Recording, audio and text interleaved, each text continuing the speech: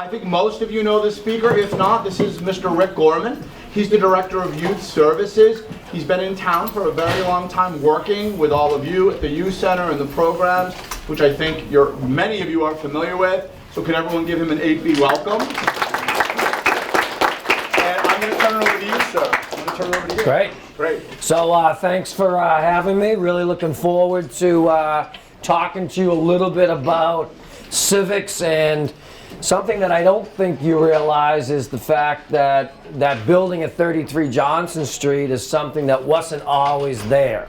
That it was something that was an accomplishment from a lot of people in town, and I don't think people know that actually middle school kids were actively involved with building that building. So we're going to talk a little bit about that, but I understand you have some icebreakers or something you want to talk about? We'll start with that. What was your favorite subject in 8th grade? My favorite subject in 8th grade was a no-brainer. I loved history, and I still love history, love learning everything about history. So that was my favorite in the 8th grade. What was your least favorite subject? Mine is science. Does anyone else here not like science? So me and her had something in common. I'm not although if I had a teacher over there that was going to have rocket club like she might have, I might have been more interested. But science was not my favorite subject, for sure. First concert you went to?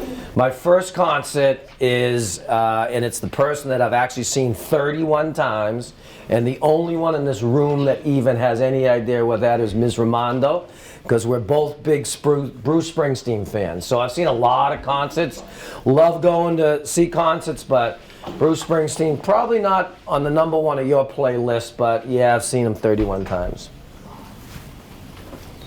What's your favorite restaurant? My favorite restaurant, has anybody ever been to a Gunkwit, Maine? Yes. So mine is Barnacle Billy's. Anyone ever been there? So I'm a huge lobster guy, steamers, so if you ever get a chance to go to Gunkwit's, a great place. Barnacle Billy's, check it out and have the lobster. What's the coolest place that you went on vacation? Probably two places. So I went to Bermuda. Has anyone ever been to Bermuda? Which I thought was really cool, the color of the sand and the water. Just been there a couple of times, which was good. And then the other one, being a history guy, is Washington, D.C. I could go there probably once a year and still not see all the things that I'd like to see. So as a history buff, no better place than our nation's capital. Who's the most impressive person that you have met because of civics? Because of civics. So it's somebody that you guys, did anyone here come to Youth Appreciation Day last year? So a few of you guys. So we presented an award called the Michael Ventresca Memorial Award. And this was for a guy that actually worked at the State House. He was a lobbyist. And when I was like a little older than you, my father had died and I kind of was not in a great place. And this guy became like a second father to me. And he actually got me a job working at the State House as what's called a page. And we had a great relationship. And unfortunately, if you were at Youth Appreciation Day, you heard the story. He never had his own kids, so his nephews and nieces were his life. And he went out on New Year's Day morning at 6 o'clock to pick up donuts and bagels for these 5 nephews and nieces, and he was killed by a drunk driver. So obviously that was huge for me after losing my own father, and this guy who's my second father I ended up losing. But if it wasn't for him, I don't know where I would be, and I definitely wouldn't be in the profession I am right now. He kind of showed me how to deal with people and how to make changes. And he's an amazing guy. I miss him every day. And every year we present, it's the highest award you can win at the Youth Center. There's always 4 or 5 kids that get it, usually high school kids. And we've been doing that since we started about 30 years ago. What job would you be doing now if you were not working in civics, or what might you be spending your extra time on? Great question. So 2 things. I like to do a lot of writing. Does anyone here do any writing? Whether it's poetry or just writing blogs and stuff. So I'm a big time writer about lots of things, specifically about kids. I write about how we're either doing good with kids or how we need to do better with kids. And the second thing is Obviously, I started my own second business called BST Training, which is a basketball training program, which I do on the side when I'm not running the youth center. And it's a chance to train basketball players, both boys and girls, and develop young minds. So if I couldn't do this, what I'm doing right now, I'd probably do those two things more. Finish this statement. Civics is important and should be taught in schools because. It should be taught in schools because it teaches us what we should be doing to basically protect and invigorate what we have created here in the United States. This great democracy where we can have a voice, that we don't live in a country where our voice doesn't matter. And although I'll be honest with you, I'm very frustrated where we are as a country right now. I believe that we are going to right the wrongs that are going on right now. And we're going to do it because of you guys. I believe in the future. I think guys and women and guys my age, we've kind of screwed things up a little bit. And we need to be better on that. And my future hope is that you guys will make this a better world than it is right now. Was that all the icebreakers? So do you guys ask me additional questions, or do I kind of answer some of the other questions they gave us?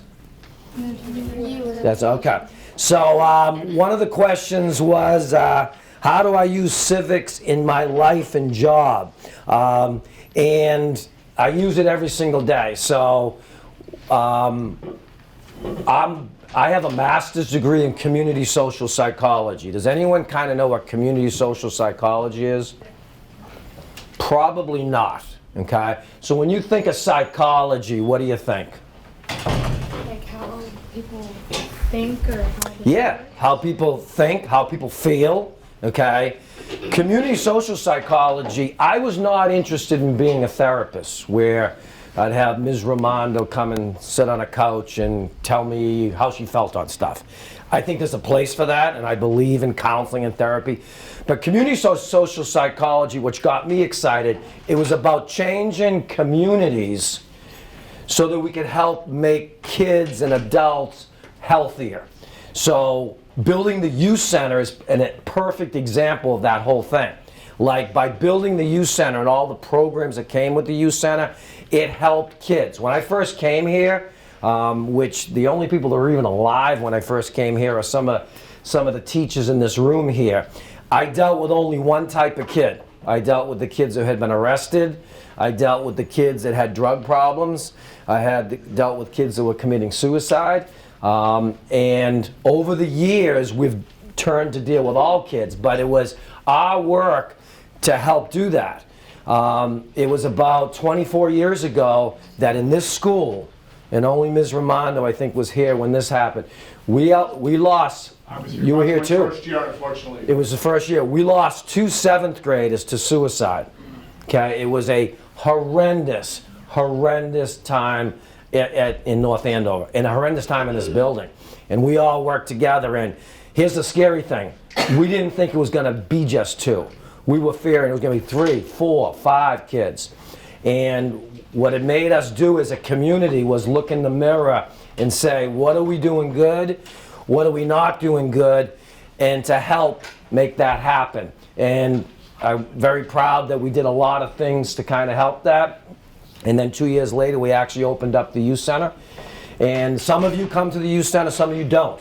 Some of you came to the youth center a lot when you were in 6th and 7th grade. And as 8th graders, you may not come all the time. But because of the youth center, we've saved kids' lives.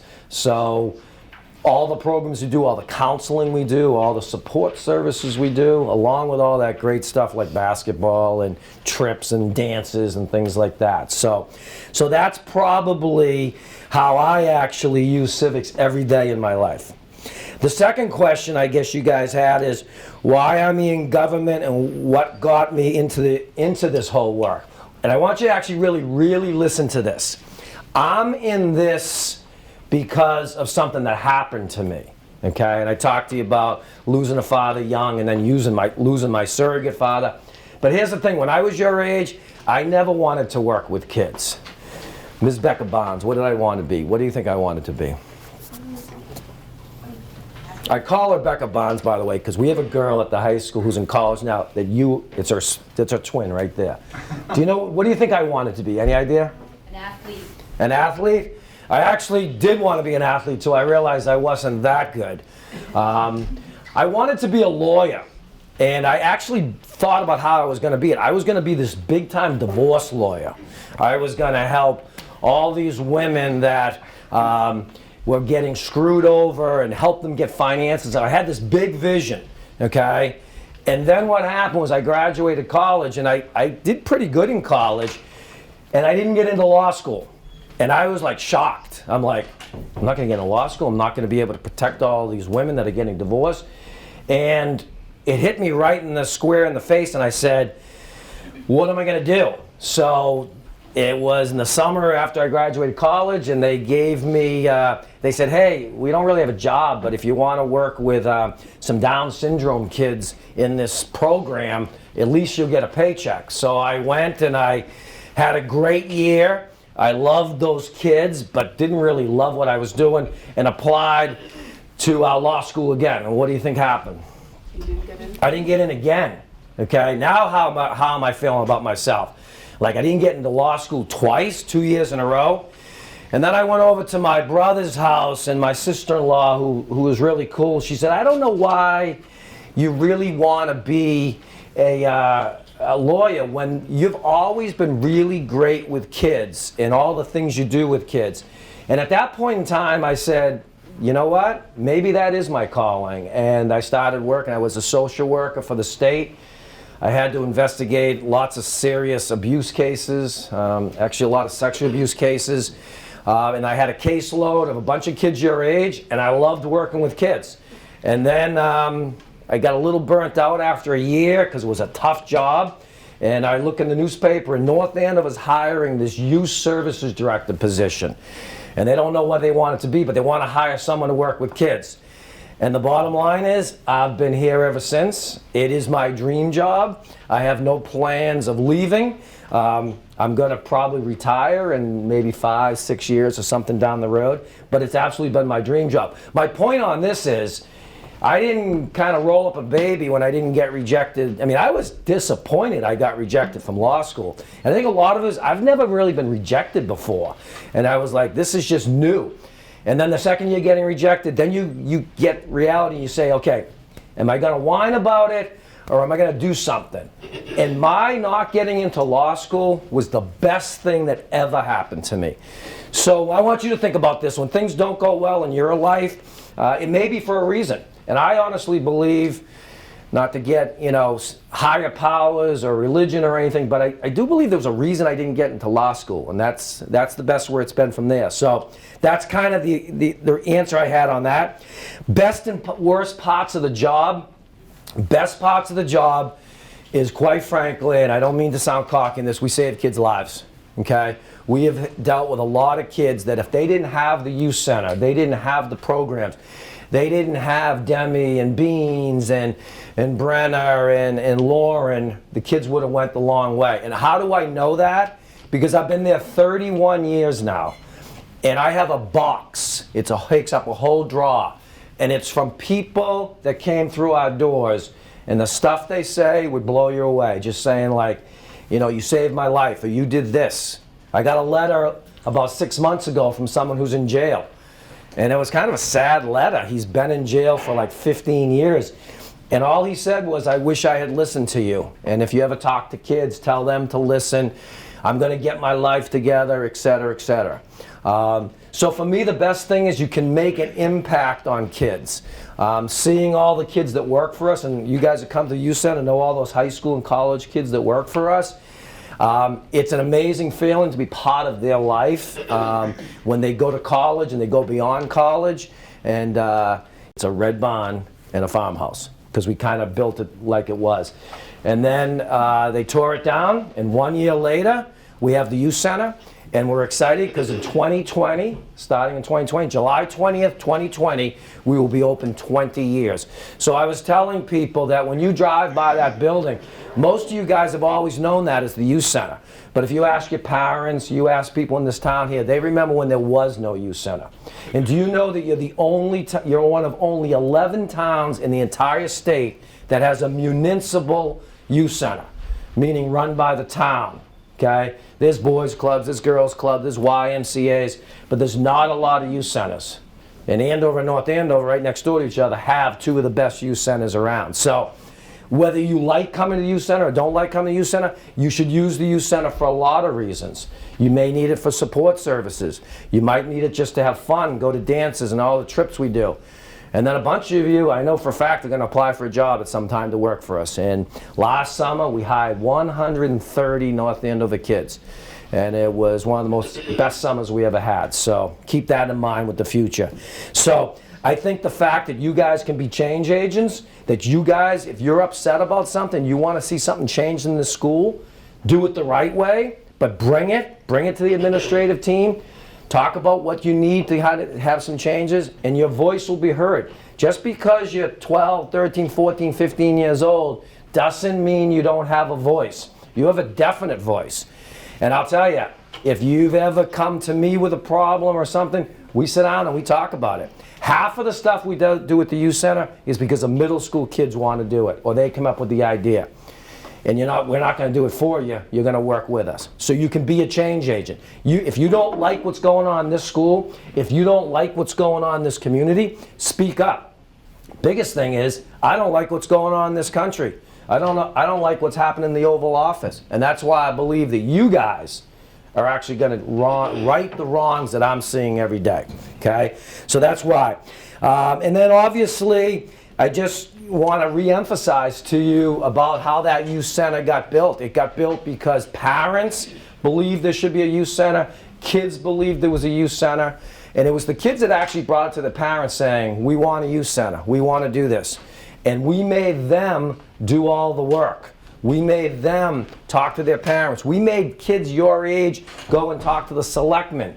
And people like Senator Zoglio, her predecessor in the position, and say, we need a youth center, okay? So when you think of that youth center, don't think of that, just Rick Gorman built it, or some adult built it, or who's the guy, Joe Herman, that it's named after. It was built by the kids in North Andover. It really was. So I hope that you guys know that you can change that. You can make positive changes, and you should fight for all that stuff. Whether you go to North Andover High School or private schools or whatever, be a voice, okay? And then obviously our biggest thing that we talk about is, what are you going to do to give back, right? So we talk about a lot of things. If you follow us on social media, we talk about every day, what are you going to do today to make the world a better place? And you guys have the opportunity to do that. And you can start with the one thing we ask all middle school kids to do, is to be kind, okay? So I want you right now, quietly, don't say a word, sit where you're sitting. I want you to look at everybody's face in this room. Scan everybody's room. Scan everybody's face. And not just the people you know. Now I have a question for you. This girl with the soccer shirt, what's your first name? Alex. Alex. Do you know what everybody here in this room is dealing with? No. No. Do you know what everybody's dealing with in this room? No. Would you know if somebody's family just found out they had cancer in their family? Would you know if someone here just had a loss in their family? Would you know that that girl behind you was bullied today? Probably not, right? Because we don't know what's going on. And some of you guys are some of the toughest kids I know. Some of you guys are dealing with a lot of stuff, and you come to school every day with a smile on your face. And you're hiding probably some pain, but the reality here is we don't know what people are dealing with, so just remember those two words, be kind, okay? All right, so I guess at this point we open it up if you have any questions about anything. Is that how it goes, Mr. McGravy? I did the icebreakers and the questions. Yep, you went through everything, and I've been in and out of rooms with you and Mr. DeCello. Did you talk at all about, maybe, I would be great if you could, the Herman Youth Center? I was talking to the newspaper article person about Representative Herman. Yeah. Would you talk about him a little bit? Because I don't think the kids know who he is. Yeah, so people, and it's really weird, if you go into the gym, who's been in our gym before? What does it say in the gym? There's a sign. Haven't been there in a while? Well, the sign's always been there. Does anyone know what the sign says? Josiah? Herman. Oh, you're killing me, man. In the gym? What's the sign in the gym say? Julius? Gorman Gymnasium. Yeah. So that's weird for me, by the way. That is really weird for me that the gym's named after me. And it was named after me because the people that bought that room for $250,000, they had the naming rights. And they decided to name it after me, which I thought was weird. Because who do they usually name things after? A donor. Yeah. Or in most cases, who else do they name it after? A veteran. A veteran, yeah. Themselves. Maybe. Usually for someone who dies. Okay? So at that point, I'm like 36 years old or something, and I'm named a building, and you keep checking your pulse. But a very humbling thing happened. Josiah, you know what our men's room is downstairs? You know what the men's room, right? There's a janitor's closet in there. I know that. So I'm in the janitor's closet fixing something, but the kids in the bathroom don't know that I'm in the janitor's closet. And there's two kids going to the bathroom, and they're saying, hey, Johnny, you know, Rick's a pretty good guy, but how conceited is he to name the gym after himself? And I sat there and I actually kind of laughed. I didn't let them know I was there, but I'm like, wow, pretty humbling. Because their opinion was that I just built this youth center and named the gym after me, which I would have never done. So, yeah, outside the building is a sign that says the Joseph N. Herman Youth Center, okay? So Joseph N. Herman was literally, this group heard the speakers this morning, right? We did. So when you saw Diana DiZoglio, good friend of mine, he was her predecessor by like 5 representatives. So he was a longtime representative representing North Andover. When I met him, he was like in his 60s at that time, so this was like 30 years ago. And he decided that he wanted to do more for kids. So he got us some money to do some things. This is before the building happened. And reality was he got sick, he was getting older, and he ended up retiring. And we decided we needed to name this building after somebody. You know, it wasn't just going to be the North Andover Youth Center, although fast forward 30 years, that's how you guys know it. You don't know it as the Herman Youth Center, you know it as the North Andover Youth Center. So the town decided to name it after Joe Herman. And because of that, the State House actually gave us the last $400,000 that we needed to cap off for the Youth Center and the naming rights to Joseph N. Herman Youth Center. So it is a perpetuity, so that means the name of the Youth Center will always be known as the Joseph N. Herman Youth Center, Inc. So that's the history of it. But it's another example of how politics and the government worked with the private citizens to actually get this youth center off the ground. I can't explain to you how important the collaboration was in building the youth center. It was we talked a lot about the middle school kids' involvement. So middle school kids, high school kids, parents, people in businesses in town, like all the businesses. Probably one of the greatest donators to the youth center is a guy named Terry Holland. Anybody know who he is? How about if I said Stacci's Pizza? Okay, the guy who owns Stacci's Pizza. All the businesses that kind of have given us that type of thing. So that's kind of how it was established. So in 2022, when you guys are going to be sophomores going to junior year, we're actually going to do the first expansion of the youth center since it was built in 2000. And it's going to have a music room. It is going to have its own art room. It's going to have its own woodworking room, and there's actually going to be an academic piece. So, Julius, where do we do our homework now? Not that you do homework, but where do we do our homework? Like in the lounge, The lounge, right. Julius is in the gym most of the time, but we're going to have an actual area where kids can do homework, which is going to be really good. We have a real kitchen because we've been doing cooking classes that have actually gone off really well.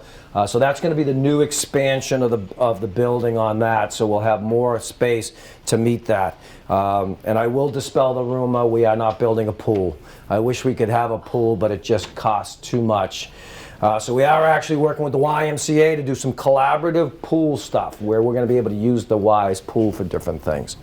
So questions about me or the youth center or the town of North End? I've been here a long time, so I got a pretty good perspective on things. You guys wanted more time for questions. That's what you told me, so. Are you a hairdresser, by the way? She's doing a pretty good job on her hair right there. Yes? You said that in 2022 there'll be an extension. Yes. I just wondered, like, where will that be? So, do you know the youth center? Yeah. Okay, so do you know where the outside basketball court is? And where the street hockey rink is? It is actually going to go off the building, so we're actually going to have to reconfigure the street hockey rink. So it'll go off that side of the building. The reason it has to go off that side is we're what's called the Historical District Commission, and we can't go off the other sides because there's not enough footage between. There's actually a brook behind there, and there's not a lot of space. So it's really the only place we can go off. So we're going to have to reconfigure our street hockey rink and the famous volleyball court, which, what do we play in the volleyball? What's the most popular game on the volleyball court? Nukem. We're going to have to reconfigure that. But in the end, we will have those things. We're not going to lose them, but it will be actually reconfigured a little more. Yes? How is this expansion financed? Is it from the town or is it? Great question. So, unlike in 1993 all the way to 2000 where we needed to raise money and stuff, the town is committed for the actual infrastructure of building it, but the Joseph N. Herman Youth Center, Inc., which I should talk about, that is a non-profit that raised the money for the youth center in 2000. They stayed in existence to actually keep raising funds if the town was not going to be able to support the youth center. So for the last 20 years, we've been raising funds. We do it in a couple of ways. We have this amazing auction in March, which raises like $80,000. We have an annual fund, which raises about $30,000. And then we have some other fundraising aspects. And we've invested our money really well. So we have some good money in the bank. So the Joseph N. Herman, once the new extension is built, they will fund it in terms of computers, tables, games, video games, kitchen equipment. They'll spend all of that. So again, it'll be a collaboration, like the town will do the actual building piece and then we'll outfit it, okay? And what's interesting with that nonprofit is every time you see something new at the youth center, so like last year was the bubble hockey game, which everybody loves playing bubble hockey. That was not given to us by the town, it was given to us by the nonprofit. So our membership, like I was telling one of your teachers, it's $125 a year, but no kid is ever turned away through an inability to pay. That's why we work with Julie, Georgia, and Jim, that if there is anybody that can't pay it, go to your guidance counselor or your assistant principal or even the teachers. They will put you in connection with it. We have to have you fill some paperwork, but we will pay for it. And do you know how we end up paying for those scholarships? It's the coolest thing. At our auction, there's all these auction items. So you can win games to go to the Patriots game or the Red Sox or, you know, go see Post Malone concert and all these different things. Really cool stuff, trips. And then the last thing, I get up and say, hey, if you haven't spent anything tonight, would you be willing to sponsor a kid for the youth center for a whole year? And it's $125. And then I say, we got 78 kids on scholarship. Do you know on that night, we will have over 150 people that will raise their card. So at the end of the day, all of those kids that were scholarship, you got paid by someone that just wants to help out another kid. It's literally the coolest thing in the auction. People feel really good about it. And that night at the auction, we present the Youth of the Year. And last year it was Person by the name of Sydney Pensavalli. Some of your teachers might remember her. She was an amazing kid for us. And she gets up and talks about this very thing. She talks about when she worked at the youth center and the kids who came on scholarship and how this all helped them and everything else. So that's kind of how it gets paid. So I do want to emphasize to you, not to embarrass anybody, but if you ever cannot pay the membership fee, talk to your guidance counselors. They'll talk to me, and we have never turned a kid away for the inability to pay. Yes? When you're not working at the youth center, what do you like to do in your free time? Okay, so Ms. Romana knows I don't have a lot of free time. Okay, I am huge. I don't really sleep. I have a ton of interests. Okay, and maybe that's because I'm a lot older than you, and I look at it as I actually have more yesterdays than tomorrows. Okay, so I'm trying to live life the most I can. So I love listening to music. I love doing things outdoors. I love exercising.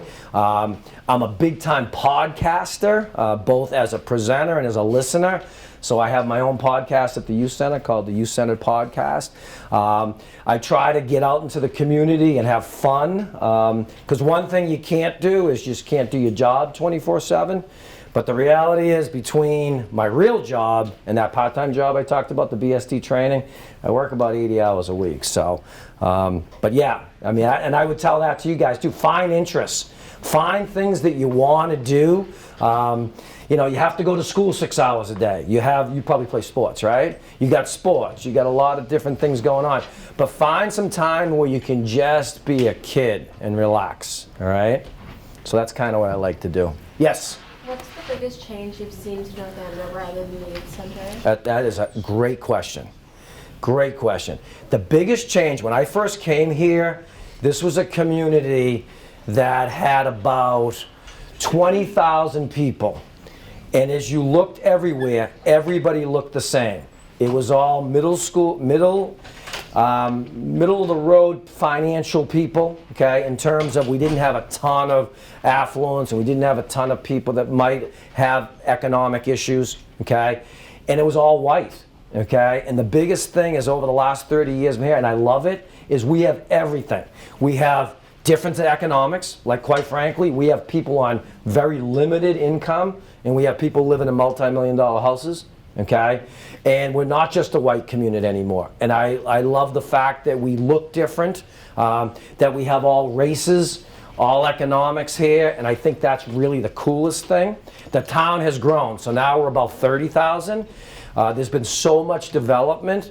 How many people live out like Bear Hill and out on towards 114 and Smolak Farms? Anybody live out there? Like 30 years ago, that stuff didn't exist. That was all like farmland, okay? So it's really grown. We're kind of bursting at our seams right now, but I think it's really cool. The second thing I will say is the biggest thing is continued and even gotten better is this town cares about kids. This town cares about building things for kids, whether it's a youth center or more money into academics. And I want to see that continue because we're talking about right now, this is the school that needs to be renovated. We need a bigger middle school, right? Any of you guys disagree with that? Unfortunately, I think it'll be renovated and bigger once you guys are all gone, but it is on the plan to do that. So that's the biggest thing. I like working with all types of people that come from all walks of life because at the end of the day, we're all kind of the same and it's really cool. Yes? What's your favorite thing to do like at the youth center? My favorite thing to do at the youth center? Friday roll call. When I get on the PA announcement, and you've heard this, right? And we kind of talk about all the kids that work for us and we got all these crazy nicknames from whatever. So probably that, as well as I really like watching kids have fun. So I like to go and play carpet ball with somebody, or I like to walk around. I mean, this Nukem game, you like Nukem, right? Nukem is an incredible, crazy game that obviously our Summer Fun people created. So I like to kind of go out and watch and participate in some of that stuff. I like to see the faces, I like to see the smiles. And then I like the fact that, you know, when kids are having bad days, that my staff can help you get through those bad days. So those are the best things I like doing at the youth center. But like I said, I kind of have my dream job. I love going to work every day. I do not, like I got friends who make probably more money than me that on Sunday nights they start having heart palpitations and everything else because they got to go to work. Like I'm dying to go to work every single day. Love going to work. And keep this in mind, if you find a job that you love, you will never work a day in your life. Remember that. Find a job that you love and you'll never work a day in your life. What's some other questions? Yes? What's one of the biggest accomplishments that having this youth center in North Andover has helped to achieve? It's a really good question. I think one of the biggest things is we've been able to draw attention to issues, teen issues that need to be dealt with, like anxiety, teen suicide. Right now we're huge on the vaping issue, okay? And it's our outspoken voice that's helping in that whole area. Thanks. Along with, obviously, every time we have a success story, that's really the coolest thing. And then the last thing is we're all inclusive. So when we first started the youth center, it was the same type of kid that came all the time, North Andover Middle School. Now we have kids that are on the autistic spectrum. We have Down syndrome kids. We've had kids who have physical disabilities, okay? And what's really cool is they're coming to the youth center and enjoying everything you're doing. And the best thing about it is you treat with them with respect. You look out for them for us. You know, if you say, hey, Johnny, you might want to watch Johnny. He's acting a little crazy outside. You really take care of that. And making the youth center all inclusive to everybody. We had what did we have last? It was a 7th grade dance, I think. And just all the different types of kids were there and everyone. That's why we work close with Kate Delisle and her classroom and some of those things. And to be all inclusive, that was my goal right from the beginning, to make the youth center for everybody, not just for one type of kid. About some other questions. Come on, I answered every question you want to know? You have a question? No? Any other questions? All right, let me leave you with this, okay? And I want you to really think about this, okay? If you could take away anything I said today, it has a lot to do with about being resilient, okay? So, how many people have been disappointed at some point in their life with something? Just raise your hand, you don't have to tell me why. So it sounds to me like there's a lot of you that have been disappointed. Some of them are probably really, really serious things. Maybe the other ones aren't, but to you they're really serious. And you need to be resilient, okay? You need to find a way, okay? Yeah, life stinks sometimes, okay? But it's also, life is awesome, okay? And you gotta find a way to keep fighting through, okay? Some of the greatest success stories that I see at the youth center are the kids that academically don't do well in the middle school, and all of a sudden they kept fighting and they do very well in the high school. I see certain athletes that everyone says stinks in the 6th grade, and all of a sudden in the high school they don't stink anymore. They're kids that have really gotten good in their sport because they were resilient, okay? I see the kids like me who maybe got rejected from something and then ended up becoming stronger and even better from that. We learn from all of our disappointments. We learn from all of our challenges. No one ever said that life is easy, okay? And if you give up, you're not really living. Don't give up. Find some people that you can talk to. How many people, raise your hand, that know that they have an adult that's not their parent, uncle, or whatever, some adult in their life that have basically the shit hit the fan and you were having a bad day? Who has an adult that they could talk to? Raise your hand if you have an adult. Okay? The problem I see is only about 1/3 of you raised your hand. Okay? I think you should really try to find somebody. For me, it was that guy Michael Ventresca that I first started talking about. For you, it could be a coach. It could be a teacher in the school here. Okay? And I get it. I hear it all the time. Oh, such and such, he's such a mean teacher. Or he's much a mean teacher. There's not any mean teachers here at the middle school. Okay? You need to give them the benefit of the doubt. Because I'm telling you, if you went to talk to a teacher and you said you needed help, they will help you. They'd be more than willing to help you. You got to meet them halfway. But this is going to be a challenge. Being in the 8th grade, you guys are the big cheeses at North Andover Middle School right now. What are you next year? High school? Yeah, what are you at the high school? You're the little freshman. You're going to be the kid that the senior's going to say, hey, do you know how to get to the pool? By the way, there is no pool at the high school, okay? Just giving you the heads up on that now. So you're going to start all over again being the youngest kid in the group.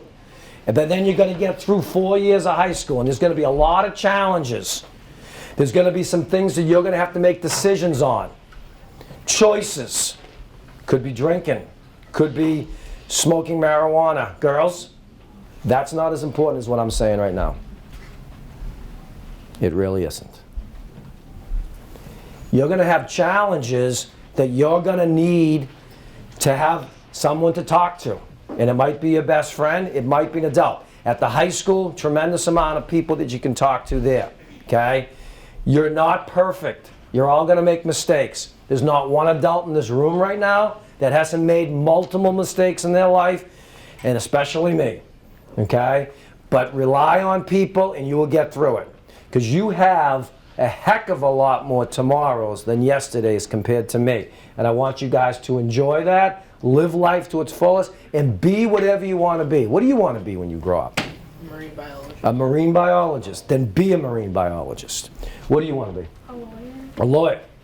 Please be a lawyer, because I wasn't one, so you be a lawyer. What do you want to be? I'm not sure. You're not sure? You're not sure? Do you know what you want? What do you want to be? Me? I want to work in human resources. Human resources. Great profession. Becca Bonds. Architect. She wants to be an architect. She's going to build the 3rd version of the youth center in about 20 years, okay? But be whatever you can be, all right? I hope today you got something out of this speech. I know it's Friday afternoon. I know you got a 3-day holiday. I know you want to still tie her shoe 6 times. I know you want your hair done over there. But the reality is I hope you took something from this and live life and be a change agent. If you don't like things that are going on in this school, this community, and this world, don't whine about it. Do something about it, okay? Thanks for having me.